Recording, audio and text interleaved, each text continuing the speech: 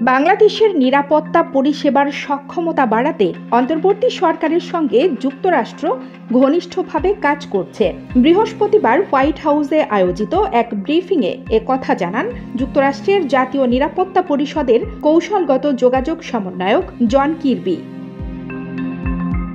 তিনি বলেন, সাবেক প্রধানমন্ত্রীকে ক্ষমতাচ্যুত করার পর বাংলাদেশের নিরাপত্তা পরিস্থিতি কঠিন হয়ে পড়েছে। আমরা খুবই নিবিড়ভাবে বাংলাদেশের চলমান পরিস্থিতি দেখছি এবং প্রেসিডেন্টও ঘনিষ্ঠভাবে ঘটনাগুলোর দিকে নজর রাখছেন।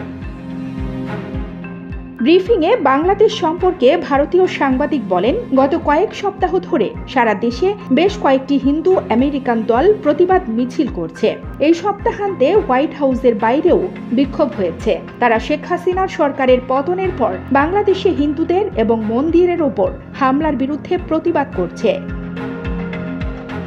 ওই সাংবাদিক জানতে চান, প্রেসিডেন্ট বাইডেন এসব বিষয়ে অবগত কিনা। তিনি বলেন, জাতিসংঘে তার বন্ধু এবং অন্তর্বর্তী সরকারের প্রধান মোহাম্মদ ইউনূসের সঙ্গে দেখা করার সময় তিনি কি প্রসঙ্গটি উত্থাপন করেছিলেন। জবাবে জন কির্বি বলেন, তারা এটি খুব নিবিড়ভাবে দেখছেন এবং প্রেসিডেন্টও ঘনিষ্ঠভাবে ঘটনাগুলোর দিকে নজর রাখছেন। সাবেক প্রধানমন্ত্রীকে ক্ষমতাচ্যুত করার পর বাংলাদেশের নিরাপত্তা পরিস্থিতি কঠিন হয়ে পড়েছে। কির্বি বলেন, চ্যালেঞ্জ মোকাবিলায় তাদের আইন প্রয়োগকারী এবং নিরাপত্তা পরিষেবার সক্ষমতা বাড়াতে আমরা অন্তর্বর্তী সরকারের সঙ্গে ঘনিষ্ঠভাবে কাজ করছি।